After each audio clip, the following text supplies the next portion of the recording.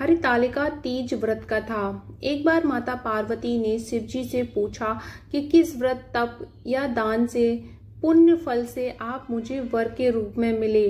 इस पर भोलेनाथ ने कहा, हे पार्वती जी, आपने बाल्यकाल में उसी स्थान हिमालय पर्वत पर तप किया था और 12 वर्ष तक के महीने में जल में रहकर तथा वैशाख मास में अग्नि में प्रवेश करके तप किया। सावन के महीने में बाहर खुले में निवास कर अन्न त्याग कर तप करती रहीं।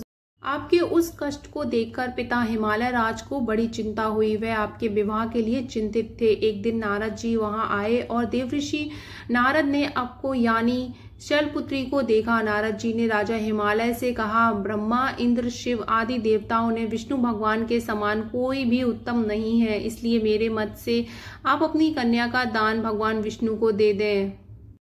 राजा ने भी अपनी पुत्री के लिए विष्णु जी जैसा वर पाने का प्रस्ताव स्वीकार कर लिया। हिमालय ने पार्वती जी से प्रसन्नता पूर्वक कहा, हे पुत्री, मैंने तुमको गरुड़ध्वज भगवान विष्णु को अर्पण कर दिया है। पिता की बात सुनकर पार्वती जी दुखी होकर अपनी सहेली के घर गईं और पृथ्वी पर गिरकर अत्यंत विलाप करने लगीं। सहेलियों के पूछने पर पार्वती जी ने कहा, मैं महादेव जी को वर्ण करना चाहती हूँ, लेकिन पिताजी ने मेरा विवाह विष्णु जी से निश्चित कर दिया है, इसलिए मैं निस्संदेह इस शरीर का त्याग करूंगी। पार्वती के इन वचनों को सुनकर पार्वती जी की सखियां उनका अपहरण करके जंगल में ले गई थीं, ताकि पार्वती जी के पिता उनका विवाह इच्छा के विरुद्ध भगवान विष्णु से ना कर दें। जंगल में अपनी सखियों की सलाह से पार्वती जी ने एक गुफा में भगवान शिव की आराधना की। भद्रपद तृतीया शुक्ल के दिन हस्त नक्षत्र में पार्वती जी ने मिट्टी से शिवलिंग बनाकर विधिवत पूजा की और रात भर जागरण किया।